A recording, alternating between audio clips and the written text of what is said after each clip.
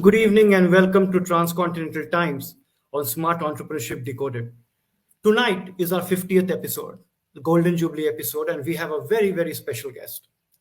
In all my years of coaching leaders, politicians, and people from all walks of life, I have found politicians to be gaining my maximum respect. You may find that contrarian. You may find that I'm saying something that is not normally accepted. But if you just look at their lives and the sheer complexity of what they manage on a day-to-day basis, you would not be able to live even a moment of that life. But let me relate it to you with a couple of examples to show to you how difficult it is. Most of our viewers are people in the middle class, people in corporate jobs. Let's take two places. Let's take the place where you work. At work, you are promoted and given a position. You don't have to get elected. How many of you would get your job if your subordinates were asked to vote for you? How many of you would be able to do your job properly if you were asked to do a 25-year vision with a 5-year mandate and ask for re-election every time? Then let's take the place where you stay. Most of us stay in apartment blocks that have societies or in small areas that have societies. In a small society of 300 to 400 people, where people come from a similar background, have you not been amazed at the amount of politics there is just to become a treasurer, president, or something of a society? Now think country. When you think of the country and you think of the miracle called the Indian Parliament, where people come from all castes, creeds, different demographies, religions, people are young, old, men, women, isn't it a miracle that work gets done? I don't think we give enough credit to our politicians. And for that, we should hold ourselves accountable. We also decry the fact that there aren't enough people who have business acumen and education and real life skill in parliament. But again, there we are wrong. We tend to pick up the minority and whitewash the whole situation to suit our own narrative. The reality is much more complex. We have eminently competent people who, despite the extreme diversity, make things happen. And tonight, I am joined by one young, dynamic, first-time member of parliament, member of the Lok Sabha, the lower house of Parliament of India, Mr. Sunil Mende. Welcome, sir. Welcome to the show. आपका स्वागत है. बहुत बहुत धन्यवाद अपना कीमती वक्त देने के लिए और हमारे शो पे आने. Good evening sir. Sunil ji, हम तो पॉलिटिक्स की बात नहीं करेंगे, हम तो एंटरप्रेन्योरशिप, युवाओं की बात करेंगे. आप तो खुद युवा हैं. पार्लियामेंट में तो आप मतलब यंगर लोगों में आते होंगे. लेकिन शुरुआत करते हैं. आपने तो बहुत कम उम्र में अपनी सिविल इंजीनियरिंग की डिप्लोमा हासिल करके अपना खुद का बिजनेस शुरू किया था, शायद 24 साल की उम्र में, और काफी सक्सेसफुल इंफ्रास्ट्रक्चर बिजनेस सेटअप किया था. उस समय जो बिजनेस, सोशल, इकोनॉमिक माइंडसेट और वातावरण था और आज जो युवाओं को वातावरण मिल रहा है, उसमें काफी फर्क आ चुका है. कुछ एक आध चीजें बताइए जो आपको आज लगता है कि काश आपके समय में ऐसा होता तो और कितना अच्छा होता. वैसे तो बोलने के लिए काफी सारी बातें होगी. आपको 2-3 उदाहरण मेरे भी दूंगा. जब मैं पहली बार एक भंडारा करके डिस्ट्रिक्ट प्लेस है जहां से मैं अभी मेंबर ऑफ पार्लियामेंट हूँ, और बेसिकली मैं हूँ विलेजर से, एक गांव से हूँ जहां मेरे पिताजी किसान थे. अभी जस्ट 3 साल पहले उनकी डेथ हुई. और वहां से जब मैं आया पहली बार, जब डिप्लोमा पूरा करके, तो मुझे तो कोई, मैं अनजान था, लोग मुझे जानते नहीं थे. तो एक अनजान और एक कॉमन पर्सन के लिए, किसान के बेटे के लिए इस बिजनेस पे आना वैसे कोई आसान बात नहीं थी. उस समय करीब करीब मेरे फैमिली में भी कोई बिजनेसमैन नहीं था, ना मेरे आगे ना कोई पीछे. तो उस समय मैंने देखा कि बैंकर्स लोग भी, मुझे याद है कि जब मैं पहली बार एक बैंकर बिजनेस लोन के लिए गया बैंक के पास, तो मुझे पहला 40,000 का लोन लेने के लिए 8 महीने लग गया. मेरा खुद का जो घर था वो घर भी गिरवी रखने के बाद भी मुझे 8 महीना खाली 40,000 एक सिंपल लोन के लिए लगा। और जब मैं आज देखता हूँ इजीली उनको करोड़ से आसपास लोग न्यू बिजनेसमैन को न्यू जो पर्सन आता है डायनेमिक पर्सन जो आता है तो इजीली उनको मिल जाता है। तो एक तो बेसिक जो एक सोच में ही काफी डिफरेंस है और गवर्नमेंट काफी एग्रेसिवली इन सब चीजों को देखती है। गवर्नमेंट की बहुत ही सारी स्कीम भी आती है, उस समय ये सब नहीं था। दूसरी बात उस समय बिजनेस के लिए हिम्मत करना भी जो मेरा कम्युनिटी भी बिजनेस में नहीं आता और मैं भी बिजनेसमैन कभी था नहीं, हिस्ट्री नहीं थी। मेरे जैसे लोगों के न्यू कमर्स के लिए काफी मुश्किल काम था ये। आपको बता दूं कि मैं जब इनिशियली जॉब किया और उसके बाद 3 साल जॉब किया मैंने और 21 साल में मैंने जॉब छोड़ के छोटा छोटे काम चालू किया।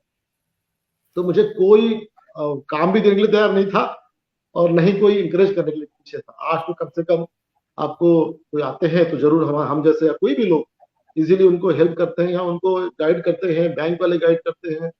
अब एमएसएमई के जो जहां तक मैं मेंबर ऑफ पार्लियामेंट हूँ तो एक एमएसएमई ऐसा एक बड़ा मिशन है गवर्नमेंट का कि जो भी युवा इस बिजनेस में छोटे मोटे बिजनेस करना चाहते हैं तो उनका पूरा पोर्टल खुला है उस बात के लिए और सारी इंफॉर्मेशन पोर्टल पे है कि आप कोई भी बिजनेस करना चाहते हो तो आप कैसे लुक फॉरवर्ड कर सकते हैं, आप कैसे जा सकते हैं, क्या पाथ आपकी होनी चाहिए। काफी गाइड आपको मिल जाता है। उस समय बिल्कुल ये सब वातावरण नहीं। और काफी आजकल तो आपको जानते हैं कि आप गूगल के जमाने में या जो भी आपके डिजिटल वर्ल्ड में हर इंफॉर्मेशन आपके पास में आपके फोन पे है। ये काफी कोसों दूर थे हम लोग सोच के, हमारे सोच के दूर। तो काफी अंतर रहा है मगर उसका मुझे कभी अफसोस नहीं होता। बोलते हैं ना कि जब स्ट्रगल करके कुछ मिलता है, हासिल मिलता है तो उसका एक अलग आनंद होता है। तो मुश्किल है बिल्कुल ही, मुझे हमेशा इसके लिए मैं खुद खुशहाल समझता हूँ, कुछ खुशनसीब समझता हूँ कि जो भी मुझे हासिल किया मैंने स्ट्रगल करके किया और उसको शायद मैं अभी बहुत ज्यादा अच्छे तरीके से लोगों को समझा पाता हूँ कि क्या आपने करना चाहिए। तो जी सुनील जी, आजकल तो जब बच्चे अपने पेरेंट्स को बोलते हैं कि मैं बिजनेस करना चाहता हूं तो पेरेंट्स ज्यादातर हाँ ही बोलते हैं, लेकिन जब आपने जॉब छोड़ के बिजनेस शुरू किया होगा तो उस समय आपके पेरेंट्स का क्या रिएक्शन था? बिल्कुल सही कहते हैं आप। जब मैंने जॉब छोड़ा तो कम से कम मैंने 3 महीने तो घर को बताया ही नहीं मैंने जॉब छोड़ दिया। और मैं बेसिकली एक बहुत ही कॉमन लो प्रोफाइल फैमिली से था, बहुत पैसे था। हम लोग 6 भाई थे। तो हम जस्ट पढ़ाई कर पा रहे थे, बाकी सब तो पढ़ ही रहे थे। मेरे से 2 बड़े भाई है, वो दोनों पढ़ ही रहे थे और मुझे जॉब करना पड़ रहा था। तो इसलिए ऐसा विषय ऐसा था कि हम लोग सामने बिजनेस के लिए 1 रुपया भी घर से मुझे मिल नहीं सकता, कोई विषय नहीं था। पर मैंने जरूर ठान लिया था कि मैं ज्यादा दिन तक जॉब नहीं करूंगा, मैं जो भी होगा छोटा मोटा, कोई मैंने बड़े सपने भी देखे नहीं थे।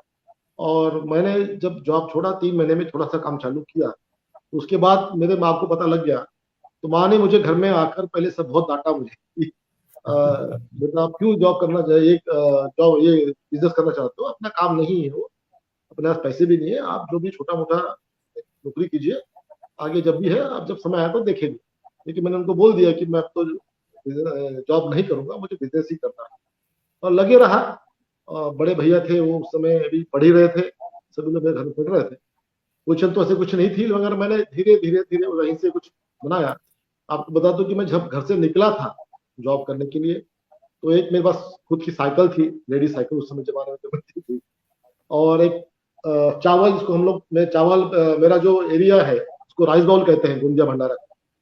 महाराष्ट्र में सबसे ज्यादा पैडी हमारे यहाँ होता है, चावल हमारे यहाँ होता है। तो एक चावल की चुगड़ी और 50 रुपया पिताजी ने मुझे हाथ में देकर भेजा था। यही मेरा उस समय का सब असेट था और यही मेरा पूरी पावर थी।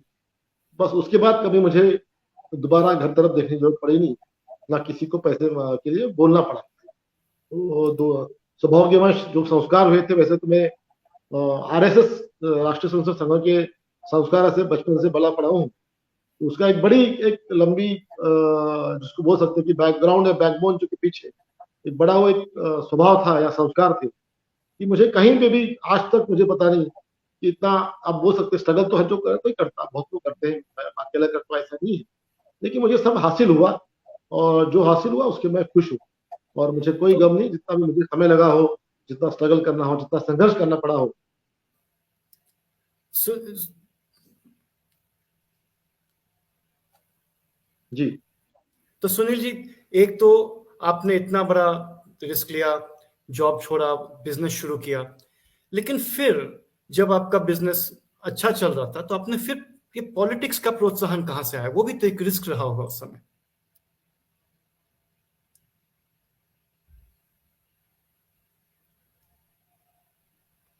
मैं तो बिजनेस ही करना चाहता था। मेरे एक गुरु थे जिनके पास मैं जॉब करने आया था, मिस्टर राम अफसले। वो खुद एमआरएच थे, क्वालिफाइड आर्किटेक्ट थे, और वेल सेटल्ड बिजनेस था उनका, और उन्हीं के पास जॉब करने आया था। उस समय जब वो पॉलिटिक्स में गए, वो भी मुझसे भी ज्यादा एक फुल फर्निश्ड बिजनेस छोड़ के वो पॉलिटिक्स में गए। तो वो भी मेरे काफी दिनों से पीछे पड़े थे कि आप पॉलिटिक्स में आना चाहिए, आप जैसे लोगों ने, युवा ने आना चाहिए, अच्छे लोगों ने आना चाहिए। लेकिन मैंने कभी सोचा नहीं, कि मेरा तो बिल्कुल पर्पस था ही नहीं, मेरा कोई मकसद रहा नहीं पॉलिटिक्स में आने का। मैंने बोला आप जरूर वहां पॉलिटिक्स में रहिए, मैं मुझे जब भी जरूरत पड़े आपके साथ खड़ा रहूंगा, लेकिन मुझे पॉलिटिक्स में आना बिल्कुल आना नहीं है। लेकिन जब आज से आप सोचते हो, तो मुझे पॉलिटिक्स में आए हुए जस्ट 5.5 ईयर हुआ है पॉलिटिक्स में आए हुए मुझे। और ऐसा ही कुछ पॉलिटिकल ऐसी सिचुएशन बन पड़ी कि मेरे डिस्ट्रिक्ट में एक अच्छा, उनको एक पॉलिटिशियन चाहिए था जो आगे बढ़ सके। तो मुझे वैसे भारतीय जनता पार्टी की तरफ से कहा गया है कि मैं शुरू से राष्ट्रीय स्वयंसेवक संघ के विचारों से पला बड़ा था, बट नेचुरली नजदीकी मेरी जनसंघ और बीजेपी के आइडियोलॉजी से थी। तो उन्होंने मुझे पूछा कि आप, हमें अच्छा लगेगा कि आप हमारे बिजनेस में आना चाहते हो, पॉलिटिक्स में आना चाहते हो, तो हम लोग का आपका स्वागत है। तो मैंने उनसे 2 महीने का समय लिया। मुझे बोला 2 महीना समय दीजिए, और मैं फिर घर में से पूछताछ किया। तो पिताजी भी थे, भाई, बड़े भाई सब लोग थे, मैं सबसे छोटा था भाइयों में। तो मेरा एक ही भाई था जो थोड़ा सा पॉलिटिक्स में आना चाहता था, मगर वो आ नहीं सक रहा था या सक्सेस नहीं हो पा रहा था। उसने खाली मुझे इंकरेज किया। बाकी घर में सबने बोला कि तू अच्छा बिजनेस कर रहा है, तो अकेला है हमारे घर में जो बिजनेस करता है, थोड़ा सा अच्छा खासा तूने अभी कुछ अच्छी भलाई ठीक कर रखा है बिजनेस में, अभी तू की बिजनेस जाना चाहता। तो सबने मना किया था, मगर उसकी इच्छा थी। और बाकी सब फ्रेंड्स लोगों का कहना था कि ठीक है सुनील, अब तो तूने बिजनेस कर लिया, काफी कुछ अच्छा, एक मुकाम भी पा लिया है अच्छा बिजनेस में, तो अभी तुझे, तेरे जैसे लोगों ने इसमें जाना चाहिए। वो उनको अच्छे बिजनेस, अच्छे पॉलिटिशियन की भी जरूरत है। तो पार्टी ने तब मुझे शुरू में एक छोटा सा पद दिया, और कहा कि आप लोग जो नगराध्यक्ष, जिसको मेयर बोलते हैं आप लोग, मेयर के लिए पब्लिकली उसका इलेक्शन होना था। उसके उन्होंने बोला कि आप पब्लिकली आपको इसके लिए कॉन्टेस्ट करना है। और मैं, मेरे लिए सब कुछ नया था। मुझे पॉलिटिक्स बिल्कुल आता नहीं था। मैं डायरेक्ट कभी टच में आया नहीं था पॉलिटिक्स के, खाली सोशल फील्ड में काफी दिनों से विश्व हिंदू परिषद, बजरंग दल, ऐसे काफी सोशली अटैच था सभी लोग। पॉलिटिक्स, आपको बोल दूं कि पॉलिटिक्स काफी अलग हटके है सब चीजों से। सोशल एक्टिविटीज बहुत अलग है, और पॉलिटिक्स बहुत अलग है। पॉलिटिक्स में आपको हर चीज अलग, उसके दाव पेच सब अलग होते हैं, और एक कॉमन सोशल सोशलिस्ट के काम अलग होते हैं। तो फिर भी मुझे बड़ा अच्छा लगा कि जब पहली बार मैं कोई इलेक्शन लड़ा, तो एक अच्छे मार्जिन वोटों से, यानी जिसको हिस्टोरिकल मार्जिन वोटों से मैं चुन के दिया लोगों ने मुझे। जो मेरा बैकग्राउंड रहा था, जो लोगों की सेवा की थी दूसरे दूसरे कामों से या सोशल फील्ड से, तो एक अच्छा एक इमेज उनके सामने गई। मुझे नहीं मालूम था कि ये इमेज पॉलिटिक्स में काम आती है, मगर मैंने वो भी देखा कि अच्छे इंसानियत की इमेज आपको हमेशा पॉलिटिक्स में भी, उसका सहारा जरूर मुझे मिला। और जो भी मेरे काम रहे, जो मैंने काम किया पीछे, उससे बैक हिस्ट्री में, वो सब मुझे काम में आया, और अच्छे वोटों से मैं चुन के आया। और उसी की बात थी कि एक अच्छा, मेरी पार्टी ने मुझे अच्छा देखा, तो इमीडिएट 2 साल बाद मुझे मेंबर ऑफ पार्लियामेंट के लिए चुना गया, यानी खड़ा किया गया फिर पॉलिटिक्स लड़ने के लिए। उसके लिए मैं तैयार नहीं था। मुझे 8 दिन पहले बोला गया कि आपको उसमें तैयारी करनी है, और आपका नाम चल रहा है, हम सोच रहे हैं, फाइनल तो किया नहीं थी, मगर आपको उसकी तैयारी में रहना है। तो विद इन 8 डेज मुझे टिकट डिक्लेयर हुए, सबसे लास्ट में डिक्लेयर हुई थी। और मुझे उसके लिए भी, अब वो मेयरशिप और मेंबर ऑफ पार्लियामेंट, उसमें भी काफी डिफरेंस है। एक मेयर का इलेक्शन और मेंबर ऑफ पार्लियामेंट, क्योंकि यहाँ अराउंड 21 लाख लोग वोट करते हैं एक मेंबर ऑफ पार्लियामेंट के लिए, और जहां से मैं मेयर था उसके लिए मैक्सिमम 80,000 लोग वोट करते हैं। तो काफी गैप थी। मेरा एरिया एक छोटा सा सिटी था, तो मुझे 2 डिस्ट्रिक्ट का और 1750 गांव का प्रतिनिधित्व करना था। मेरी वहाँ बहुत ज्यादा बाजार पहचान नहीं थी, लेकिन वहां फिर से मेरे 2 साल के काम और मेरी बैक हिस्ट्री वहाँ काम में आई, अच्छा थी। एक उसको क्लीन इमेज बोल सकते हैं आप, एक इमेज का, एक लड़का कुछ करना चाहता है तो उसे चांस देना चाहिए।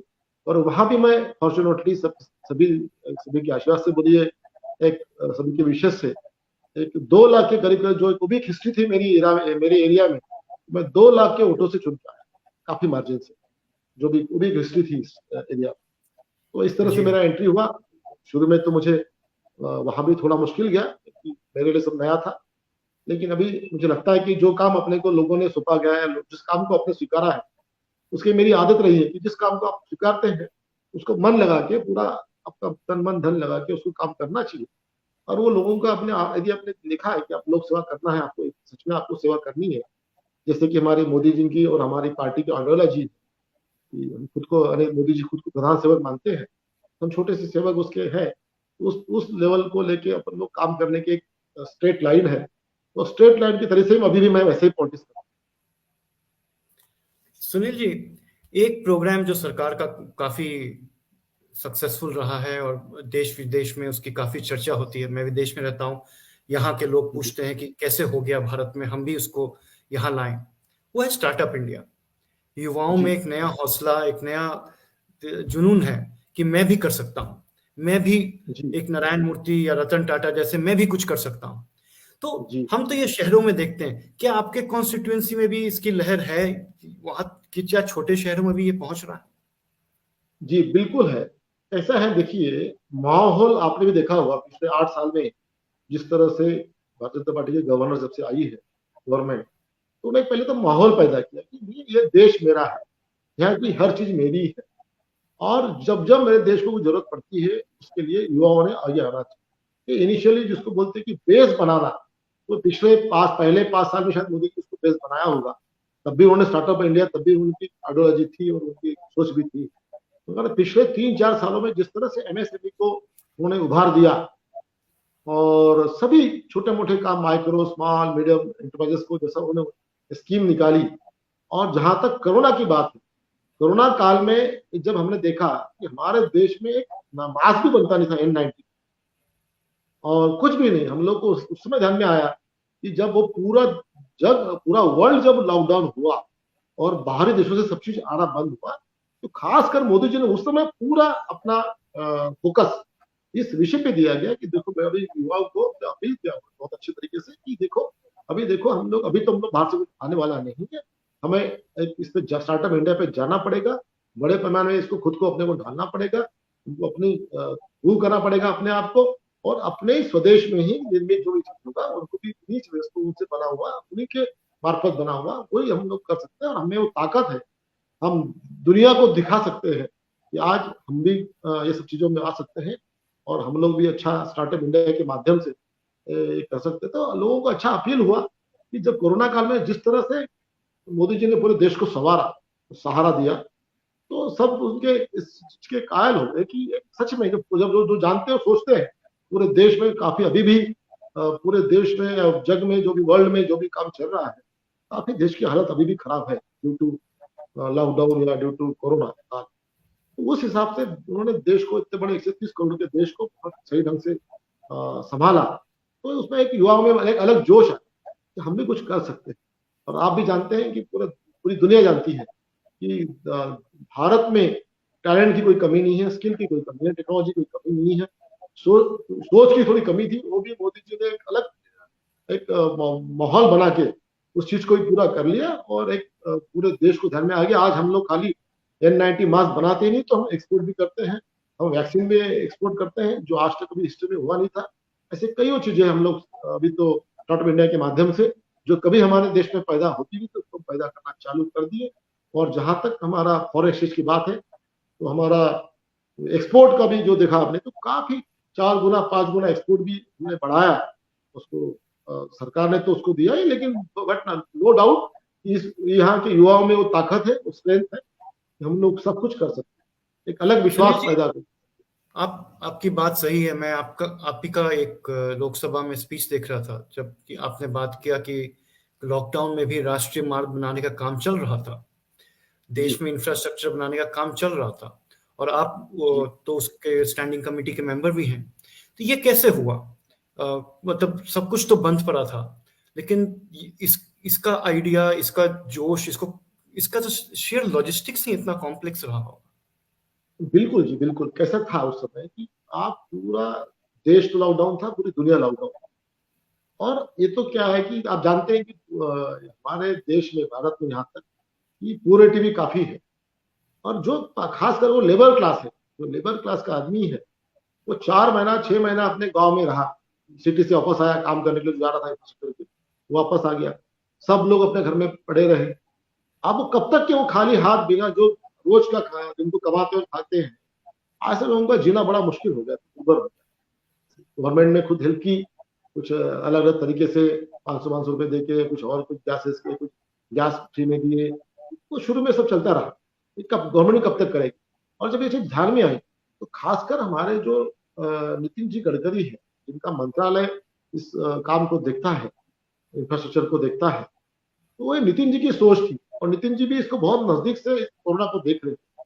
उन्होंने भी काफी काम किया, पर्सनल लेवल पे भी काफी काम किया। नागपुर से ही है, हमारे मेरे नजदीक से ही है, मैं कंटिन्यू उनके टच में था। कोरोना काल में हम लोगों ने भी काफी काम किया, मैंने भी खुद काफी काम किया।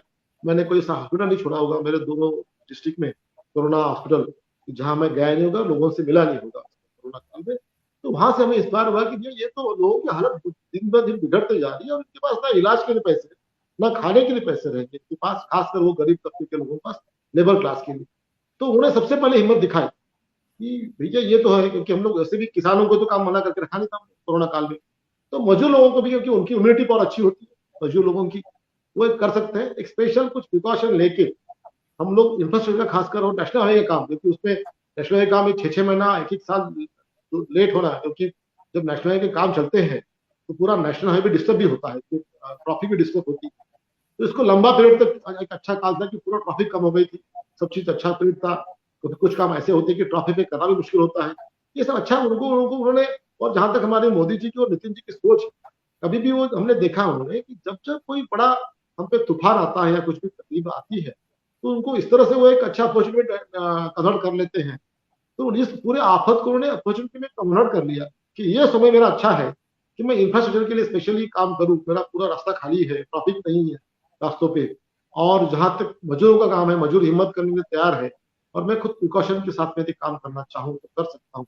तो सबसे पहले उन्होंने सब लोगों को इंस्ट्रक्शन दिए, पूरे कलेक्टर लोगों को, कि जो जो नेशनल हाईवे पे काम करना चाहता है तो उनको स्पेशल इंस्ट्रक्शन देके एक उन्होंने प्रोटोकॉल बनवाया कि कैसे काम होगा कैसे नहीं होगा। प्रोटोकॉल के साथ में इन सबको परमिशन दी जाए, लेबरों को भी लेबर कैंप में रहने की पोजीशन दी जाए।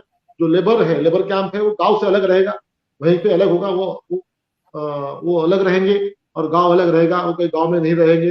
वो जो भी प्रिकॉशंस है, जो भी प्रोटोकॉल होता है कोरोना का जिसमें था, उसके हिसाब से उन्होंने पूरा प्रोटोकॉल लगा के काम करवाया।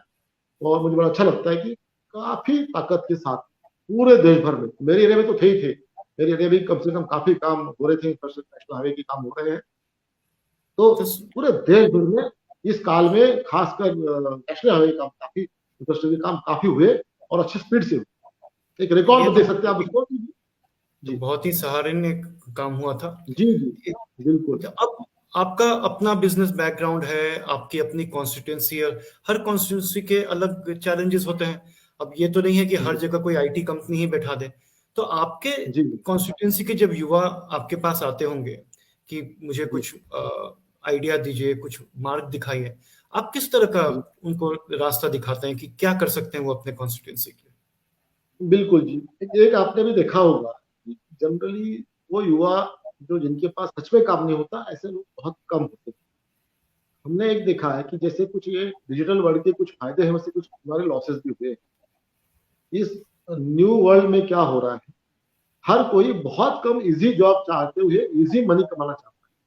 ये भी थोड़ा सा एक बड़ा मुश्किल है, क्योंकि ये कॉम्प्लेक्स लोगों की मेहनत कोई करना चाहता नहीं। मैं आपको बोल दूं कि मेरा फील्ड है सिविल इंजीनियरिंग का, तो मैं जब काम करता था तो हम लोग सिविल इंजीनियरिंग एज ए, हम 90% लोग फील्ड पे ही काम करते। हम लोग खाली 5-10% लोग ऐसे थे जो मैनेजमेंट स्किल पे काम करते थे, वो खाली ऑफिस में काम करते थे या एसी में काम करते थे।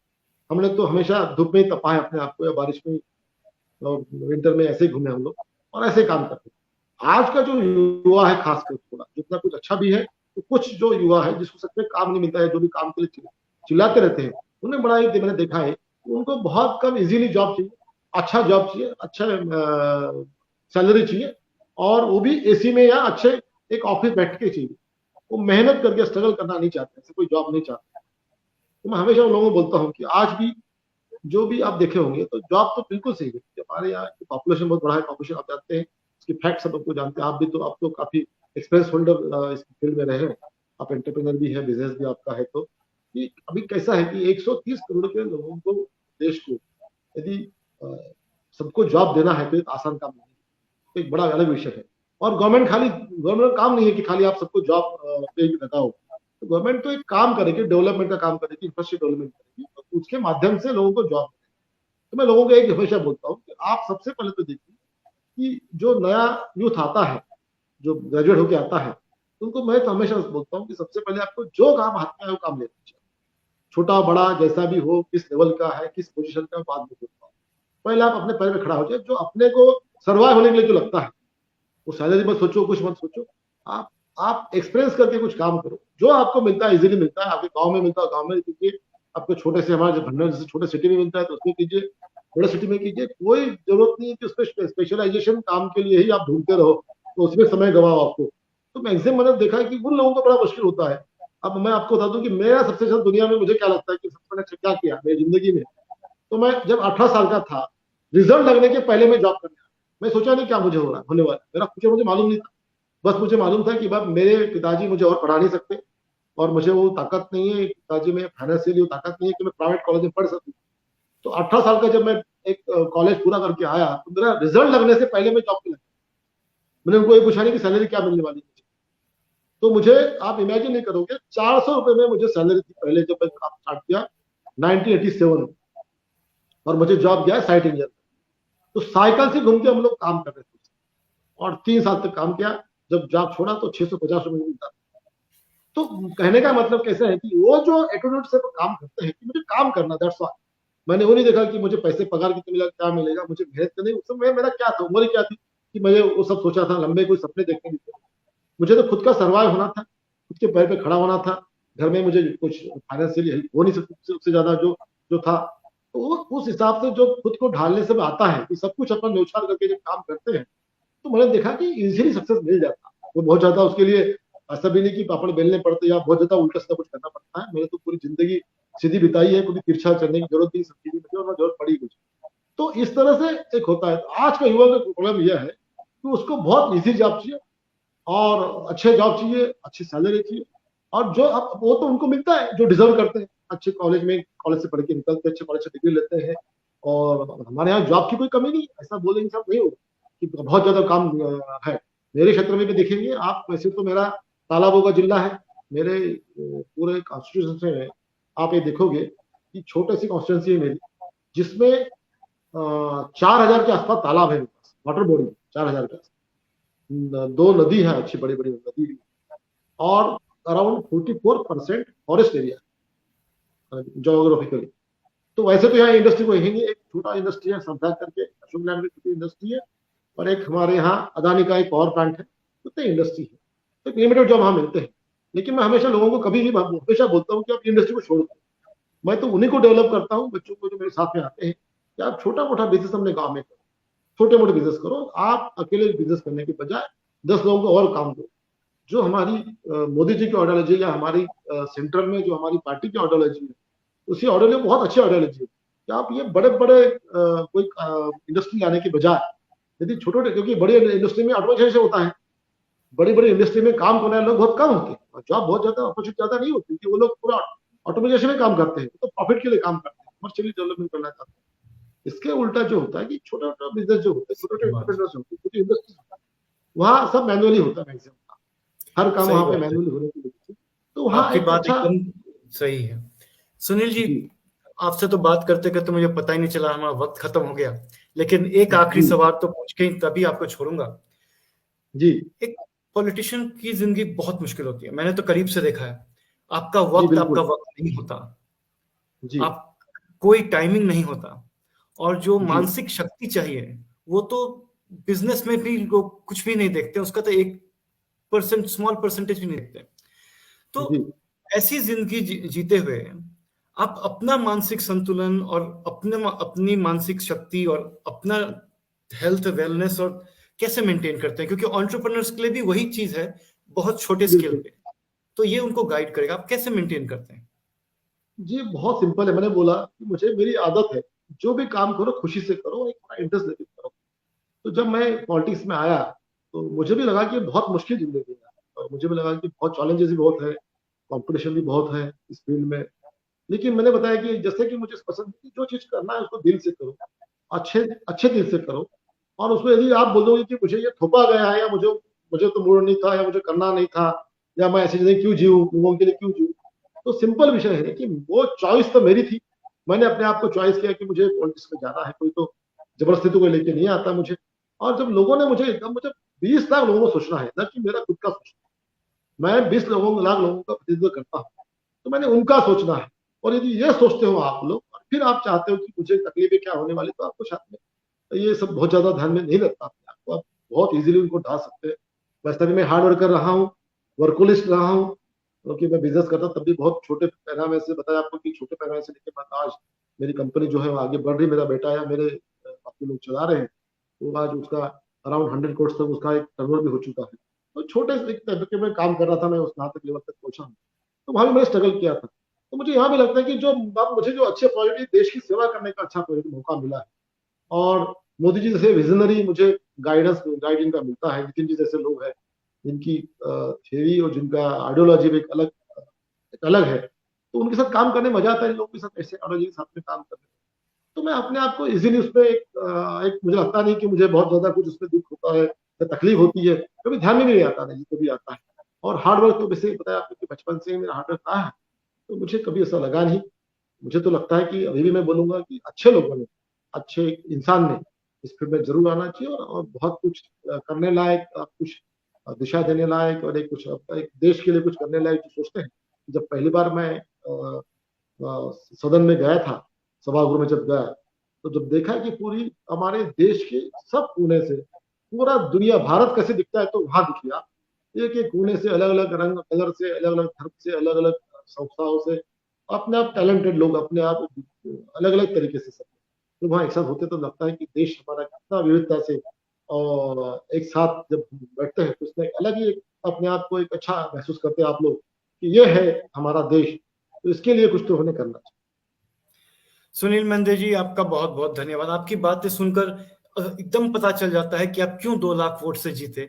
हालांकि आप नए थे पॉलिटिक्स में, हालांकि आप फर्स्ट टाइम एमपी हैं, आपके विचार, आपकी सोच इतनी सटीक है कि युवाओं को इससे इंस्पिरेशन लेना चाहिए। धन्यवाद सुनील मेंदे जी, अपना वक्त देने के लिए। बहुत बहुत धन्यवाद, बहुत बहुत धन्यवाद। जय हिंद। बहुत thank you, thank you very much, thanks to all.